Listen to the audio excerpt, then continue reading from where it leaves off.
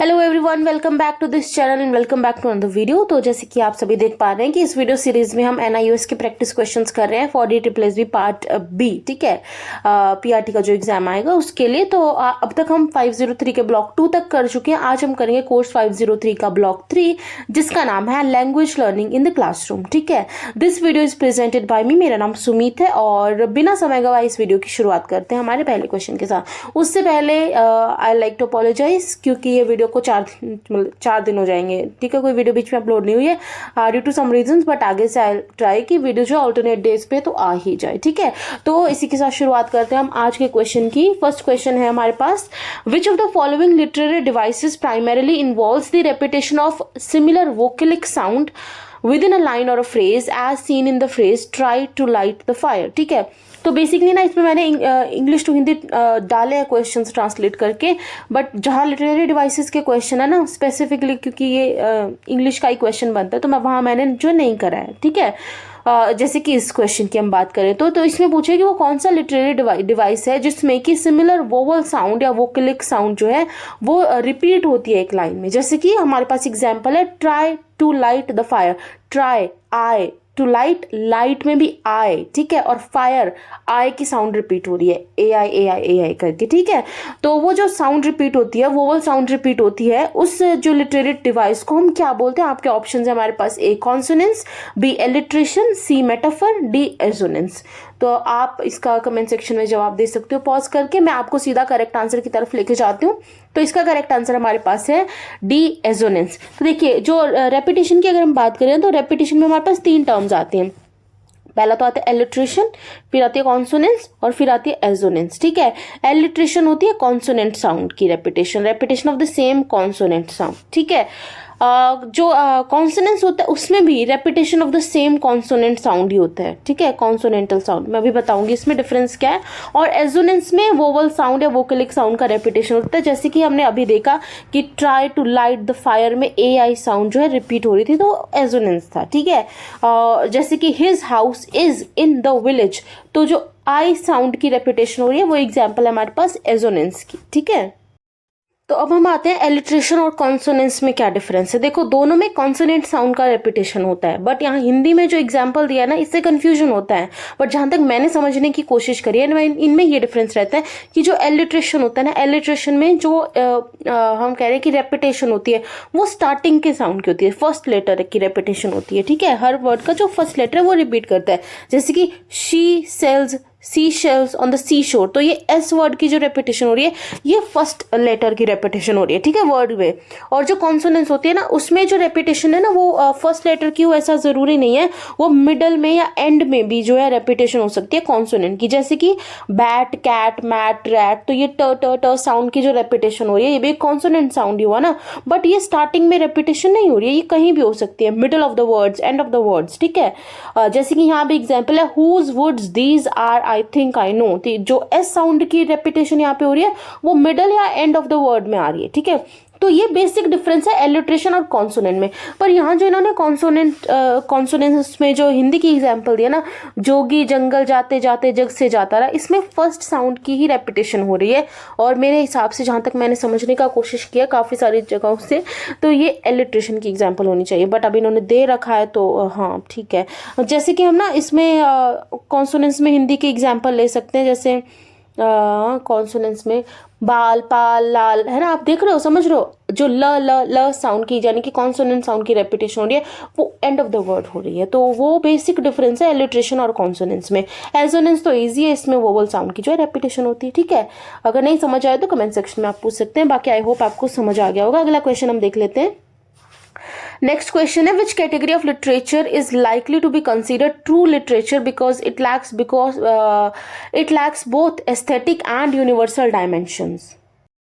तो बड़ा ही फैक्चुअल सा क्वेश्चन है, इसमें कुछ ऐसा नहीं है। इन्होंने कहा है कि इनमें से जो टाइप ऑफ लिटरेचर दी गई है, साहित्य की जो टाइप्स दी गई हैं, ये साहित्यिक श्रेणी कौन सी है जिसे सच्चा साहित्य माने जाने की संभावना सबसे कम है, क्योंकि इसमें सौंदर्यपरक और सार्वभौमिक आयामों दोनों की कमी होती है, यानी कि एस्थेटिक जो चीजें होती है, मतलब क्रिएटिविटी कम होती है इसमें। वो लिटरेचर कौन सा है जिसको ट्रू लिटरेचर नहीं माना जाता है? तो आपके ऑप्शन है यहाँ पे, एक क्रिटिकल लिटरेचर जैसे कि फिलोसफी, साइंस की बुक्स, ठीक है, B creative literature, C informative literature, D universal literature. आलोचनात्मक साहित्य, रचनात्मक या कल्पनाशील साहित्य, सूचनात्मक साहित्य, सार्वभौमिक साहित्य। ठीक है, तो वो कौन सा साहित्य है जिसको ट्रू साहित्य यानी कि सच्चा साहित्य नहीं माना जाता है? इसका करेक्ट आंसर हमारे पास है ऑप्शन सी, इंफॉर्मेटिव लिटरेचर। देखो इंफॉर्मेटिव लिटरेचर जैसे डिक्शनरी, इंसाइक्लोपीडिया, इनमें तो फैक्ट्स दिए जाते हैं ना, मतलब इसमें कोई एस्थेटिक्स क्या होगा, कोई मतलब आई मीन टू से कि कोई क्रिएटिविटी नहीं है, कुछ ऐसे फिलोसफी नहीं है, तो वही है कि इसको जो है फिर ट्रू लिटरेचर नहीं माना जाता है, क्योंकि ये तो कोई भी कर सकता है, मतलब एक सोर्स से हमें पता होगा तो हम वही सेम चीज लिख सकते हैं ना, इसमें क्रिएटिविटी इन्वॉल्व नहीं होती है।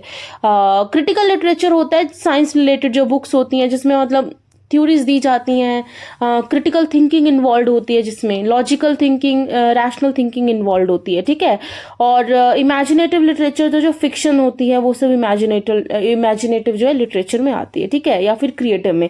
तो इन्फॉर्मेटिव लिटरेचर वो है जिसको ट्रू लिटरेचर जो है नहीं माना जाता, क्योंकि इसमें एस्थेटिक और यूनिवर्सल दोनों डायमेंशन मिसिंग होती है। अगला क्वेश्चन देख लेते हैं। अगला क्वेश्चन है हमारे पास, from the perspective of assessment in language learning at primary level which of the following is an emphasised principle. ये हमने पिछली वीडियो में भी कहा था कि प्राइमरी में जो है किस चीज पे ज्यादा, किस चीज के आंकलन पे ज्यादा जोर देना चाहिए, एक्यूरेसी या फिर फ्लुएंसी। ठीक है, किस चीज पे ज्यादा जोर देना चाहिए, शुद्धता पर या फिर प्रवाहता पर। तो उसी से रिलेटेड ही हमने आज जो है थोड़ा सा ये क्वेश्चन डाला है। हालांकि इसमें सारी चीजें वो नहीं है, मतलब सेम ऑप्शन नहीं है, दो ऑप्शन चेंज है, बट हाँ उसी से रिलेटेड है, तो आप इसका करेक्ट आंसर पॉज करके दे सकते हो। हालांकि इसके क्वेश्चन हम देख लेते हैं, इसके जो ऑप्शन है वो क्या है। पहला ऑप्शन है accuracy take precedence over fluency, कि शुद्धता को धारा प्रवाह पर वरीयता यानी कि वो देना चाहिए, मतलब धारा शुद्धता पर ज्यादा हमें फोकस कर रखना चाहिए। प्राइमरी लेवल की बात हो रही है यहाँ पे।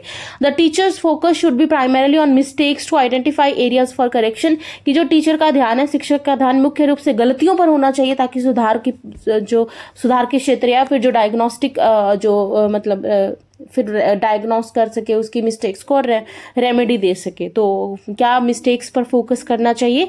सी assessment should only happen at the end of the session to measure final achievement, कि असेसमेंट फाइनल मतलब जैसे समेटिव असेसमेंट होती है ना, कि फाइनल एग्जाम की तरह ही होनी चाहिए और कंटिन्यूअस नहीं होनी चाहिए।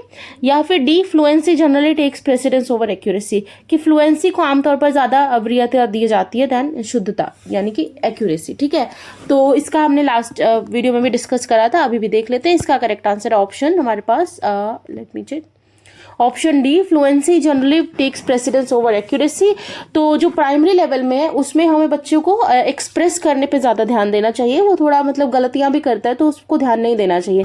जैसे कि यहाँ पे ऑप्शन था ना, teacher should focus primarily on the mistakes, तो नहीं, ये नहीं करना चाहिए। ठीक है, ना ही एक्यूरेसी पे या मिस्टेक्स पे ज्यादा ध्यान मत दो, उसका थोड़ा कॉन्फिडेंस बिल्ड हो, वो अपने आप को एक्सप्रेस कर पाए, उस पर ध्यान दो। फिर बड़ी क्लासेस में जाके, जैसे कि हमने पिछले ब्लॉक में देखा था कि 10th के करीब जो क्लासेस होते हैं 9th 10th, वहां पे जाके आप फिर एक्यूरेसी पे जो है, खासकर लैंग्वेज लर्निंग की अगर हम बात करें तो उस पे ध्यान दें। ठीक है, सो हाँ फ्लुएंसी को हमें ज्यादा वो देनी चाहिए, मतलब फोकस देना चाहिए दैन एक्यूरेसी। अगला क्वेश्चन देख लेते हैं। In the context of effective lesson planning, the primary requirement for a teacher to combine innovative classroom activities with the concept teaching is। तो बेसिकली वो इतनी कॉम्प्लिकेटेड लैंग्वेज में यही कहना चाह रहा है, मतलब ये क्वेश्चन में यही पूछा गया कि जब भी एक टीचर लेसन प्लानिंग करता है, खासकर हम लैंग्वेज की बात करें, लैंग्वेज लर्निंग क्लास में, तो जब भी एक टीचर लेसन प्लान बनाता है तो उसको जो कॉन्सेप्ट उसको सिखाना है और जो एक्टिविटीज उसको मतलब क्लास में उससे रिलेटेड करवानी है, तो उसको जोड़ने के लिए यानी कि कॉन्सेप्ट और एक्टिविटीज को एक साथ जोड़ने के लिए क्या ध्यान में रखना चाहिए। ठीक है, तो आपके ऑप्शन है strict adherence to allotted time for the chapter, कि अध्याय के लिए जो टाइम दिया गया है उसका सख्ती से पालन करें। B, providing alternative ways for assessment if plan fails, यदि योजना विफल हो जाती है तो मूल्यांकन के लिए वैकल्पिक तरीके प्रदान करना। सी, ensuring the inclusion of difficult vocabulary words on the blackboard, कि जो मुश्किल शाम अब इसमें ज़्यादा ही इन्होंने थोड़ा ट्रांसलेट ज़्यादा कर दिया कि ब्लैक बोर्ड पर मुश्किल शब्दों को जो है लिख देना चाहिए, सुनिश्चित करें कि उस पर लिखा रहे मुश्किल जो शब्द आएंगे लेसन में। या फिर D, having conceptual clarity about the issues being transacted and planning in advance for the group और individual activities, कि जिन मुद्दों को यानी कि जिन कॉन्सेप्ट को वो सिखाना चाह रहा है तो उनका उसको अच्छे से ज्ञान हो, पहले कॉन्सेप्चुअल क्लैरिटी हो, और फिर जो भी भी एक्टिविटीज वो कराना चाह रहा है उनको वो प्रायर यानी कि लेसन मतलब डिलीवर करने से पहले ही वो पूरा, चाहे वो इंडिविजुअल एक्टिविटी है, व्यक्तिगत एक्टिविटी है या फिर सामूहिक गतिविधि है, दोनों को ही वो पहले से प्लान कर ली। ठीक है, तो आप थोड़ा सा मतलब क्वेश्चन कॉम्प्लिकेटेड है बट इसका आंसर कॉम्प्लिकेटेड नहीं है। ठीक है, तो बेसिकली सिर्फ इतना बताना है कि लेसन प्लान बनाते समय जो सिखाना चाहते हैं, जो कॉन्सेप्ट सिखाना चाहते हैं और जो एक्टिविटीज इंक्लूड करना चाहते हैं उनको साथ लेके चलने के लिए टीचर को क्या ध्यान में रखना है। ठीक है, तो इसका करेक्ट आंसर हम देख लेते हैं। इसका करेक्ट आंसर है हमारे पास option D, having conceptual clarity about the issues being translated and planning in advance for the individual और ग्रुप एक्टिविटीज, कि जो भी वो कॉन्सेप्ट सिखाना चाह रहा है उसकी कंसेप्चुअल क्लैरिटी उसके दिमाग में भी होनी चाहिए और जो भी वो इंडिविजुअल या ग्रुप यानी कि व्यक्तिगत या फिर सामूहिक गतिविधि क्लास में कराना चाह रहा है उस टॉपिक से रिलेटेड वो भी पहले से प्लान कर लेना चाहिए। फॉर एग्जाम्पल मान लो टीचर को भी क्लास में लैंग्वेज की क्लास चल रही है तो उसको नाउन पढ़ाना है, तो पहले तो उसको नाउन का कॉन्सेप्ट क्लियर होना चाहिए। ठीक है, उसको सब पता होना चाहिए नाउन क्या होता है, उसकी कितनी टाइप्स और उसके अलग अलग टाइप्स की मतलब ना सिर्फ उसने रटा होना चाहिए वो सब कॉन्सेप्ट, उसको क्लैरिटी होनी चाहिए। ठीक है, तभी वो बच्चों को दे पाएगा ना सेम नॉलेज। उसके बाद जो भी वो एक्टिविटी प्लान करना चाहता है वो भी एडवांस में प्लान, उसको ग्रुप एक्टिविटी करानी है। फॉर एग्जाम्पल उसको मान लो बच्चों को नाउन हंट गेम कराना है क्लास में नाउन सिखाने के लिए, कि क्लासरूम में जितने भी नाउन है आप ढूंढो। ठीक है, या फिर उसको इंडिविजुअल एक्टिविटी करानी है कि एक वर्कशीट दे दी इसमें नाउन ढूंढो, तो वो इंडिविजुअल एक्टिविटी। बट वो जो भी एक्टिविटी कराना चाहता है ना तो वो जो एक्टिविटीज है मतलब वो ऑलरेडी प्लान होनी चाहिए ताकि फिर क्लास में क्योस ना हो और कंफ्यूजन ना क्रिएट हो। ठीक है, तो वही हमारे पास जो है इसका आंसर है। इसके अलावा इसमें क्या दिया है कि the teacher must also ensure that individual attention to the student participation is important. वो तो है ही ना, क्योंकि हर बच्चा अलग अलग लेवल पे होता है, अलग अलग पेस पे उसको पढ़ाना होता है, तो वो इंडिविजुअल अटेंशन को भी ध्यान में उसको रखना चाहिए कि किस बच्चे को कितनी जो है ज़रूरत है अटेंशन की और किस कॉन्सेप्ट पे वो अटक रहा है, तो वो भी हमें ध्यान रखना है क्योंकि सब बच्चों को सेम चीज़ें समझ में नहीं आती है। ठीक है, सो नेक्स्ट हम एरर एनालिसिस, ये भी हमने पिछली 2-3 वीडियो में हम एरर और मिस्टेक का कर चुके हैं। तो एरर एनालिसिस क्या होता है और मिस्टेक और एरर में क्या फर्क होता है ये आप मेरे को कमेंट सेक्शन में बताओगे। ठीक है, अगला क्वेश्चन देख लेते हैं हम। नेक्स्ट क्वेश्चन है हमारे पास, teacher uses the phrase the camel is the ship of desert to explain a concept, this concept is powerful figure of speech. तो बेसिकली ये भी लिटरेरी डिवाइस का एक क्वेश्चन है कि camel is the ship of desert, ये जो है ये कॉन्सेप्ट कौन सा फिगर ऑफ स्पीच दिखाता है। तो एक ऑप्शन है हमारे पास, directly compares two dissimilar objects by using like words like as और लाइक, कि दो बिल्कुल अलग अलग शब्द, जैसे कि यहाँ पे कैमल है हमारे पास, एक शब्द कैमल है, दूसरा शिप है, उन दोनों को जोड़ता है, कनेक्ट करता है एज और लाइक जैसे वर्ड यूज करके, हालांकि इसमें वो वर्ड यूज नहीं किए गए हैं। ठीक है, इसमें डायरेक्ट ये बोला गया है कि the camel is the ship.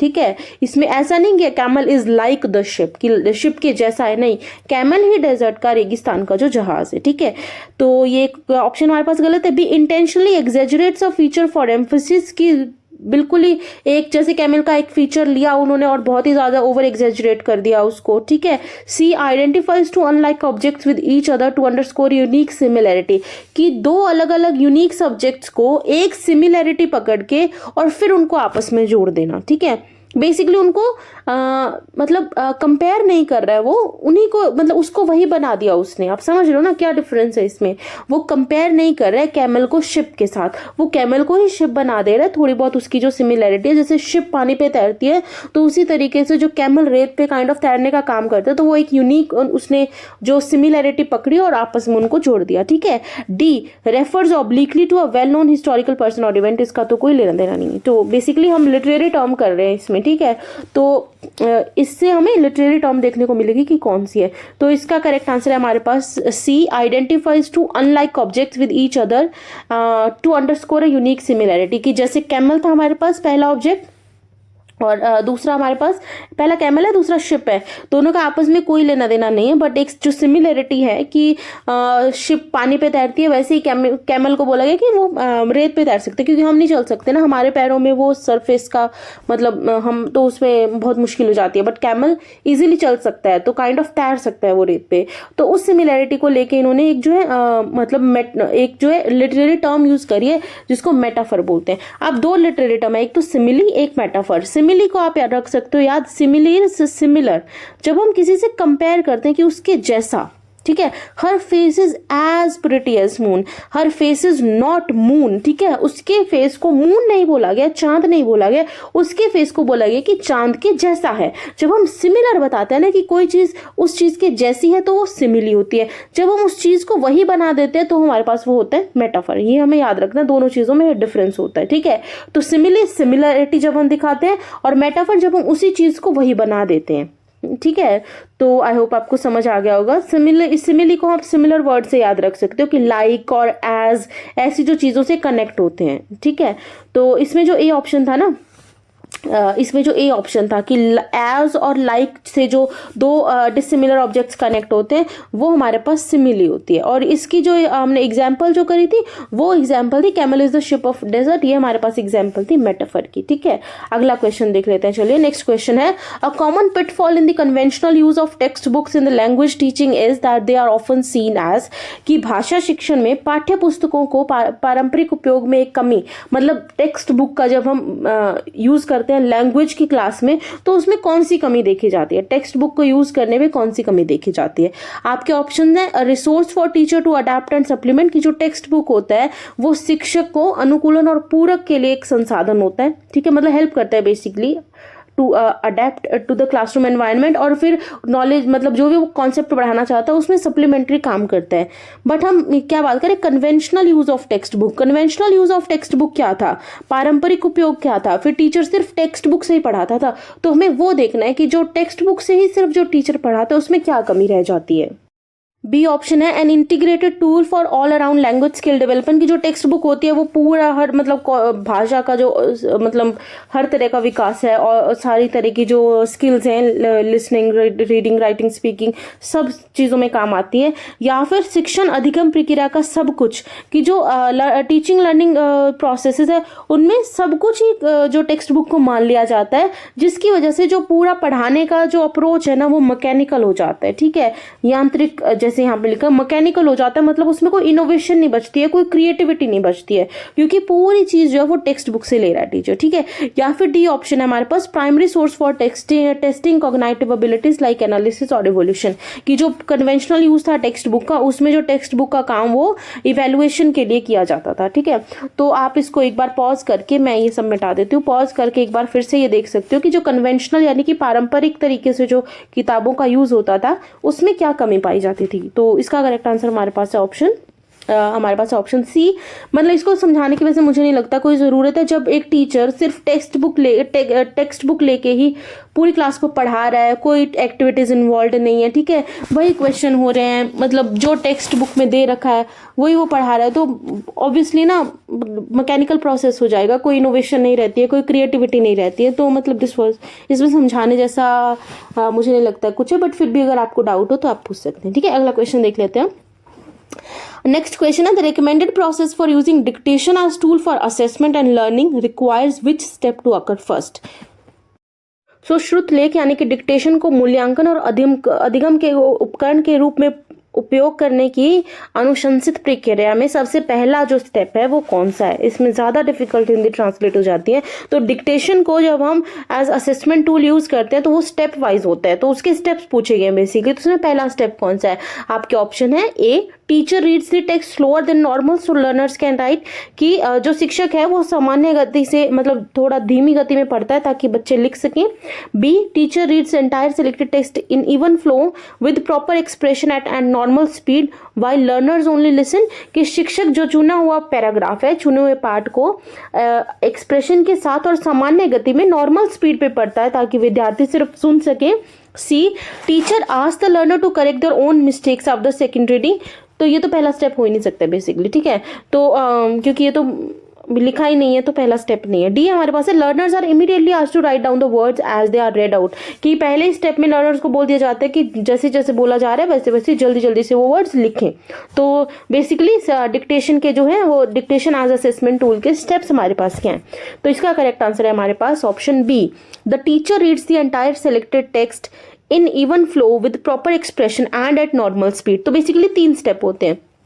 सबसे पहले तो डिक्टेशन की हम बात करें, डिक्टेशन एज असेसमेंट टूल कैसे यूज हो सकता है। देखो डिक्टेशन में हमें कितनी सारी स्किल्स पता चलती हैं बच्चे की। एक तो हमें जब हम बोलेंगे और बच्चा लिखेगा तो उसकी लिसनिंग स्किल का हम असेसमेंट कर पाएंगे, ठीक है। फिर उसकी राइटिंग स्किल्स का हम असेसमेंट कर पाएंगे। फिर क्या उसको साउंड्स की जो नॉलेज है या नहीं है, या कहाँ पे उसकी दिक्कत आ रही है, वो रेमेडियल जो डायग्नोज और फिर रेमेडी वो पार्ट भी हम कर पाएंगे। तो डिक्टेशन जो है एक मतलब जल्दी हम जो किसी बच्चे के लिए कुछ कर सके वैसा टूल है, ठीक है। बहुत बड़ा टेस्ट वैसा नहीं बनाना है। डिक्टेशन एक बहुत ही हैंडी टूल है असेसमेंट के लिए। आप डिक्टेशन के जो स्टार्ट हम कर सकते हैं, जो NIOS में दिया गया, उन्होंने कहा है कि आप क्लास 3 ऑनवर्ड से डिक्टेशन को as tool of assessment use कर सकते हो, ठीक है। तो इसमें जो स्टेप्स दिए गए, पहला स्टेप है कि जो भी हमने पैराग्राफ बोला है कि बच्चे अब इसको लिखेंगे, टीचर बोलेगा, तो पहले स्टेप में तो टीचर नॉर्मल स्पीड पे बोलेगा, ठीक है। नॉर्मल स्पीड पे बोलेगा ताकि बच्चे सिर्फ सुने और समझ पाए उस पैराग्राफ को। हमें पैराग्राफ भी वैसे ही चूज करना है जो बच्चे समझ पाए, ठीक है, ताकि बच्चे फिर मेंटली प्रिपेयर्ड हो कि अब हमें ये लिखना। सेकेंड स्टेप में टीचर स्लो रीडिंग करेगा ताकि बच्चे लिख सकें। फिर थर्ड स्टेप में एक थर्ड रीडिंग भी होगी, इसमें तेज बोलेगा, मतलब तेज इन द सेंस वॉल्यूम तेज रखेगा, ताकि जिस बच्चे का बीच में कोई मिस्टेक हो गया है तो वो गैप्स भी वो भर सके और अपनी मिस्टेक्स को ठीक कर सके। तो ये प्रोसेस रहता है डिक्टेशन का, ठीक है। पहला step normal speed, second step slower speed, और थर्ड स्टेप भी नॉर्मल स्पीड, और मतलब ताकि बच्चा जो है कुछ मिस हो गया हो बीच में तो वो लिख सके। तो ये 3 स्टेप्स हैं। अगला क्वेश्चन देख लेते हैं। नेक्स्ट क्वेश्चन है, विच literary device is exemplified by the sentence the walls of the classroom have years and why is it used. ठीक है, तो व्हाई इज इट यूज्ड, तो मतलब ये तो एक्स्ट्रा ही हो गया कुछ, ठीक है। तो बेसिकली यहाँ क्वेश्चन खत्म हो जाता है कि जो एग्जाम्पल हमारे पास दी गई है, the walls of classroom have years, ठीक है, तो इसमें कौन से लिटरेरी डिवाइस जो है वो यूज हुई है। तो हमारे पास ऑप्शन है, A personification, B alliteration, C metaphor and D hyperbole. तो इसके करेक्ट आंसर हम देख लेते हैं। इसका करेक्ट आंसर है हमारे पास option A, which is personification. तो बेसिकली यहाँ पे 2 टर्म्स आती हैं, एक तो है पर्सोनिफिकेशन और एक हमारे पास जो टर्म आती है वो है मेटाफर, ठीक है। दूसरी टर्म हमारे पास क्या है, मेटाफर। मेटाफर और पर्सोनिफिकेशन में क्या फर्क है, देखो पर्सोनिफिकेशन में जो वर्ड हमारे पास आता है ना, देखो ये स्टार्ट होता है पर्सन से। तो एक पर्सन की जो क्वालिटीज होती है, यानी कि जब हम एक लिविंग की क्वालिटी नॉन लिविंग में डाल देते हैं तो वो हम पर्सोनिफिकेशन कर रहे हैं। जैसे कि हमने इधर एग्जांपल जो देखी, walls of the classroom have years, years तो लिविंग बीइंग के होते हैं ना, और वॉल्स तो नॉन लिविंग है। तो जब हम लिविंग की क्वालिटीज नॉन लिविंग में डाल देते हैं लिखते टाइम, तो दैट इज पर्सोनिफिकेशन। मेटाफर तो हम डायरेक्ट उस चीज को वही बोल देते हैं, वो चाहे लिविंग हो चाहे नॉन लिविंग हो। जैसे कि हमने एग्जाम्पल ऊपर भी करा था, मतलब इससे पहले भी हमने जो एग्जाम्पल करा था वो था कि camel is the ship of the desert, ठीक है। इसमें लिविंग नॉन लिविंग का कोई लेना देना नहीं है, सिंपली हमने एक चीज को दूसरी चीज बना दी है, ठीक है। पर्सोनिफिकेशन यानी कि एक लिविंग एक नॉन लिविंग चीज में जब हम लिविंग फीचर्स डाल के लिखते हैं, ठीक है, कि जैसे दीवारों के भी कान होते हैं बट ऑब्वियसली नहीं होते हैं, ठीक है, तो वो पर्सोनिफिकेशन होता है। इसमें एक और टर्म है हाइपरबोल। हाइपरबोल वो होता है जब हम चीजों को एग्जेजरेट करके लिखते हैं, जैसे कि मैं तुम्हारे लिए चांद तारे तोड़ लाऊंगा, क्या तुम तोड़ के ला सकते हो, नहीं ना, वो हम एग्जेजरेट करते हैं फीलिंग्स को एक्सप्रेस करने के लिए, दैट इज हाइपरबोल। इलिट्रेशन तो हमने ऑलरेडी समझ ही लिया, ठीक है। अगला क्वेश्चन देख लेते हैं। Next question is, when the modern assessment system emphasises that assessment helps provide the children with an opportunity to learn according to their needs and diversity in them, it implies that assessment is fundamentally dash। Basically वो कहना चाहता है कि आजकल की जो assessment techniques होती हैं, आधुनिक मूल्यांकन प्रणाली इस बात पर जोर देती है कि मूल्यांकन बच्चों की उनकी आवश्यकताओं और उनकी मौजूद विविधता, यानी कि उनमें जो डाइवर्सिटी मौजूद है उसके अनुसार सीखने के अवसर प्रदान करता है उसको। मतलब बेसिकली इससे हमें क्या समझते हैं कि असेसमेंट की ये कौन से फीचर को दर्शाता है बेसिकली, ठीक है।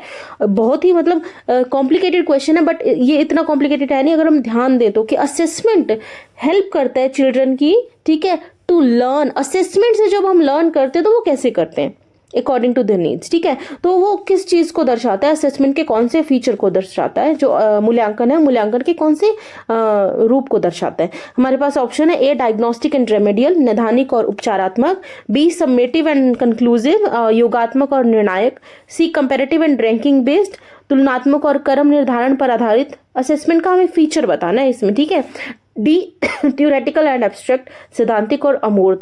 तो वो कौन सा फीचर है असेसमेंट का जिससे हम ये पता करते, जो हमें ये बताते हैं कि असेसमेंट बच्चों की उनके नीड्स के अकॉर्डिंग, उनकी ज़रूरतों के अकॉर्डिंग सीखने में अवसर प्रदान करता है, सीखने के अवसर प्रदान करता है। आपका करेक्ट आंसर इसमें है option A, diagnostic and remedial. Diagnose करना मतलब बीमारी को जैसे डायग्नोज करते हैं, और फिर उसकी रेमेडी प्रोवाइड करना। तो जो असेसमेंट होती है वो सिर्फ मार्क्स देने के लिए नहीं होती है, ऐसा नहीं होता कि कितने मार्क्स मिले, नहीं। असेसमेंट में हम ये पता करते हैं कि बच्चे की दिक्कत कहाँ आ रही है, उसकी कॉन्सेप्ट क्लैरिटी कहाँ पे रुक जा रही है, ठीक है। और फिर उसके हम रेमेडी प्रोवाइड करते हैं। फिर हम ऐसा प्लान बनाते हैं एज अ टीचर ताकि उन जो दिक्कतों को जो बच्चा मतलब फेस कर रहा है किसी भी कॉन्सेप्ट को सीखने में, उसको ठीक कर सके। तो डायग्नोस्टिक और रेमेडियल जो पार्ट है असेसमेंट का, वो जो पीछे डिस्कस किया गया था कि नीड्स के अकॉर्डिंग फिर बाद में हम उसका लेसन बनाते हैं, और वो हेल्प करते हैं कि फिर जहाँ वो दिक्कत आ रही है उसको वो सीख सके, ठीक है। तो असेसमेंट सिर्फ मार्क्स देने के लिए नहीं होता है, असेसमेंट डायग्नोज करने के लिए होता है कि कहाँ दिक्कत है, और फिर उसको रेमेडी देने के लिए होता है, ठीक है। उस डायग्नोसिस का फिर सॉल्यूशन भी देने के लिए होता है। तो modern assessment is not only for marks. अगला क्वेश्चन देखते हैं। एक फैक्चुअल सा क्वेश्चन है, सिंपल, कि अंधेर नगरी किताब का जो है राइटर कौन है। आपके ऑप्शन है मुंशी प्रेमचंद, बी जयशंकर प्रसाद, सी भारतेंदु हरिश्चंद्र, डी रविंद्रनाथ टैगोर। तो ये इस जो ब्लॉक में दी गई थी बुक, तो इसका करेक्ट आंसर है हमारे पास सी, भारतेंदु हरिश्चंद्र, ठीक है।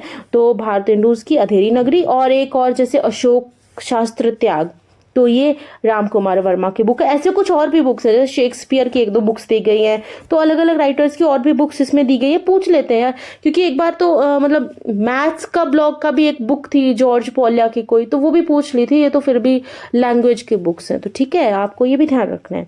तो आई होप आपको आज का वीडियो अच्छी लगी होगी। Thank you so much for watching. अगली वीडियो में मिलते हैं जल्दी, तब तक के लिए आप पढ़ते रहिए। All the best, bye bye.